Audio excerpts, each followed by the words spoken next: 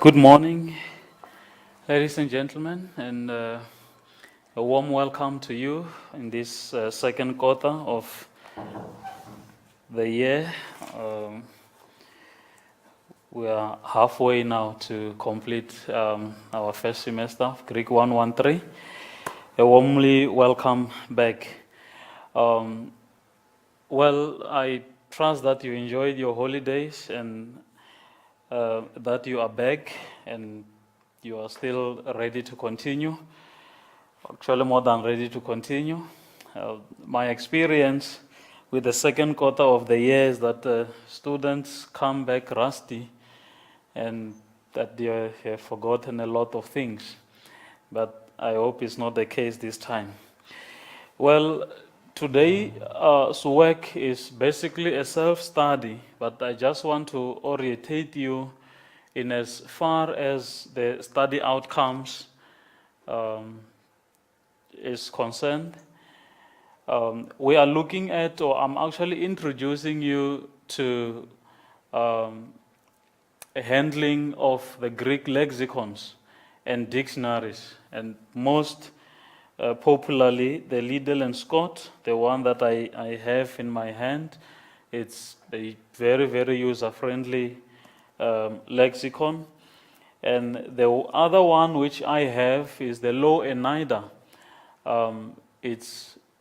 I couldn't bring it on as a book because I only have the electronic sources, like we will get into Libronics and so forth. So I have it as one of my book collections in my electronic library. So this is basically what I want to introduce you to, and just to go through the study outcomes so you can be aware of what we are expecting from you in this study unit. Basically, like I said, it's a self-study. This study unit is a self-study which I expect you to go and orientate yourself around all these lexicons and dictionaries and so forth. And I hope your study centers have libraries and such books are available.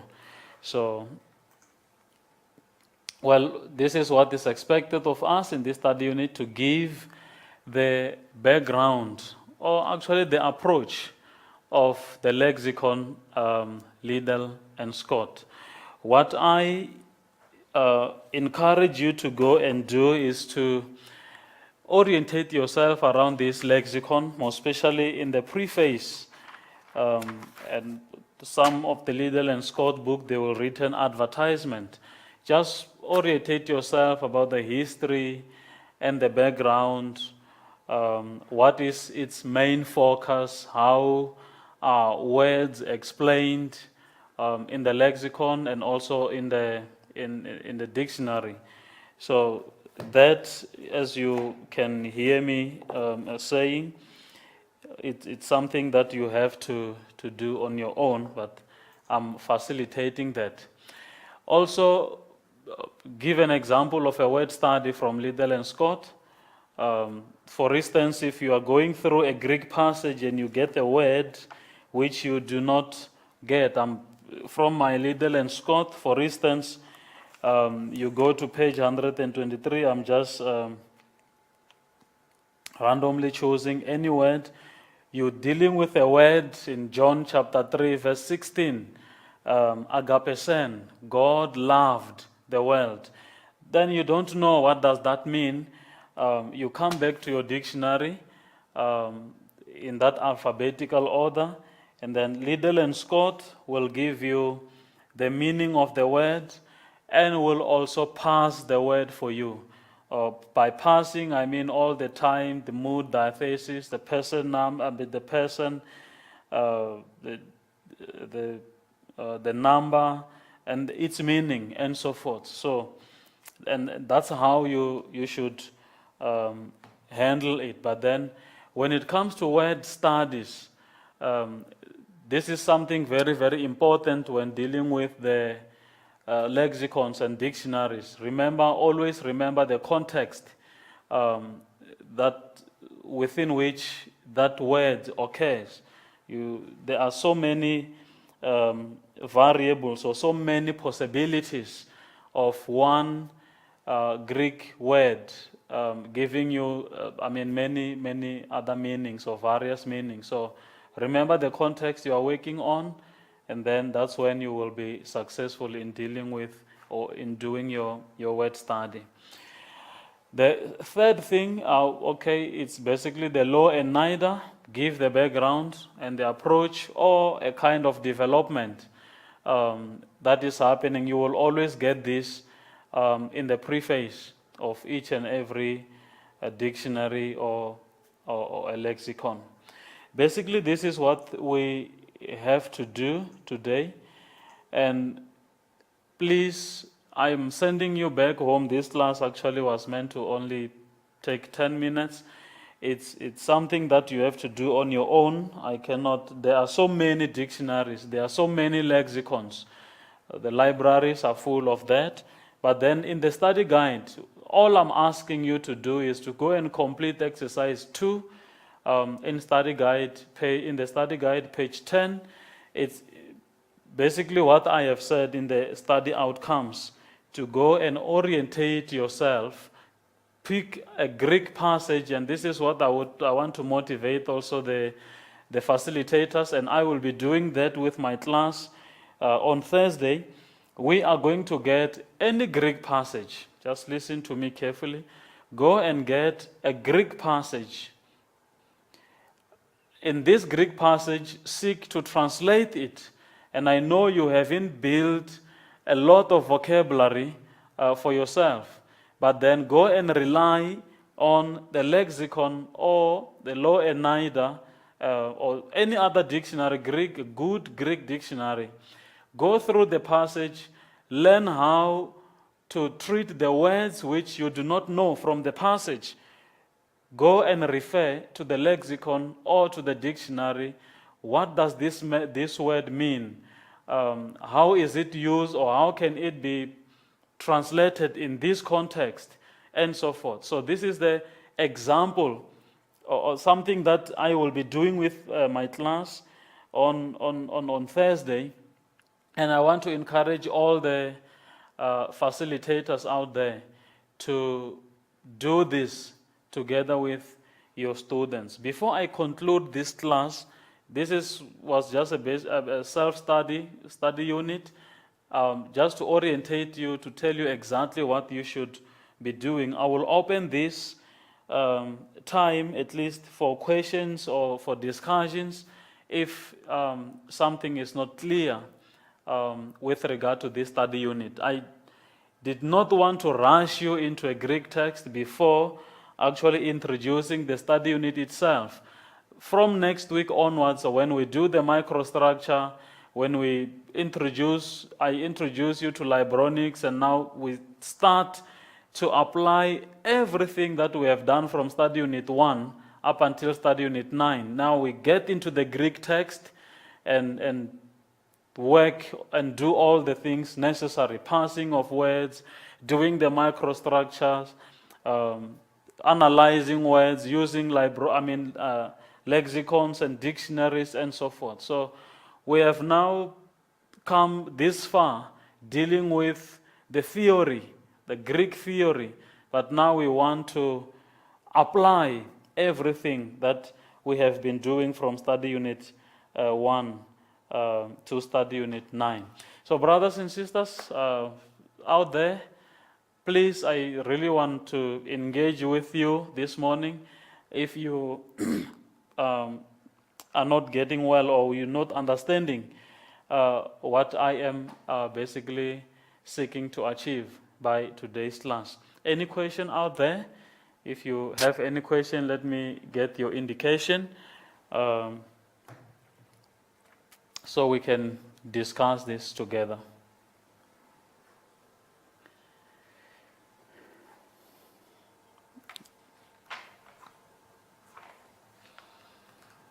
Are we all sure of what we are going to do? I said you go out and get any Greek passage, help your students how to refer to the lexicons and all that, dictionaries, and see how you get along with any Greek passage. But this is basically what I'll be doing with you maybe in the next 2 weeks. I'm going to come with a Greek passage where we are going to apply everything that we have done, analyzing all the participles and present indicative actives and the futures, the subjunctives, every theory that I've given you up to so far. Don't forget all those things. We are going to apply everything all together, dealing or handling a Greek passage. Any question, please? I am patient. I know this is the first class in the quarter or the second quarter. There might be some rustiness and so forth. Please, I really need to engage with you on this one. Any question?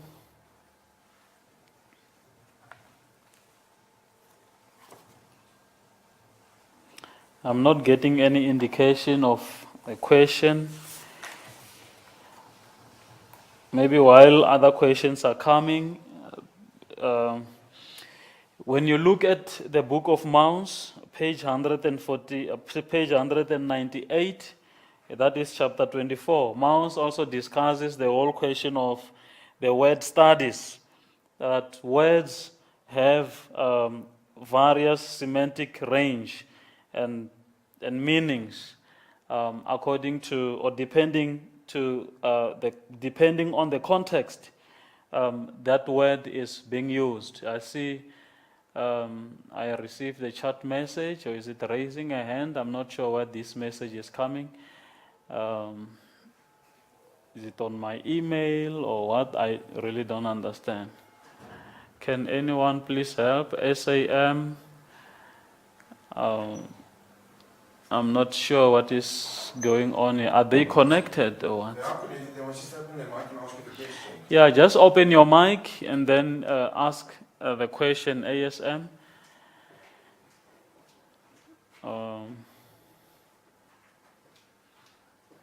I guess they are not getting their mic right. The mic is open, they must just speak into the mic. Okay, my technician here tells me your mic is open. Just speak to the mic so I can hear you. If you have any question, ASM, Mafikeng, everyone else on board, please.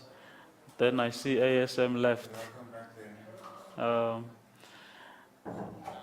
Look, I don't want to close this class until I really get a clear indication that we are moving together.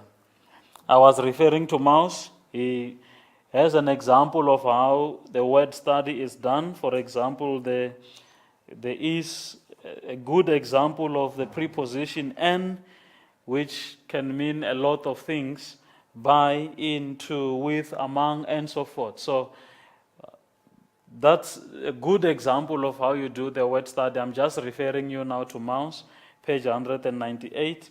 You will discuss so many other things like context and the semantic ranges and so many other things are there. You just have to go and have a look at that. And also, it will do you well to look at the exercise also in page 215. But that is just an example. It's nothing that you have to do and submit to me or to your facilitator. I'm just giving you this week to at least get the time, go and sit with a Greek passage, and then learn how to use the dictionaries and so forth. But this is or lexicons, and this is what I'll be doing with you from now onwards. Now that we are done with all the theory and so forth. So we will enjoy doing this together. Please, brothers and sisters out there, let me get an indication whether you are really with me or you understand this. And then once I close this class, then you will have to contact me on my phone or through email.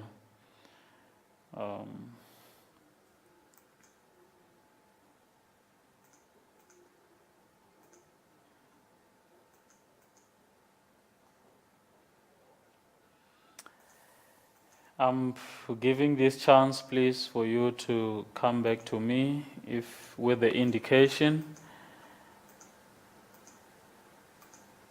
that you don't understand something. I keep on receiving the chat message.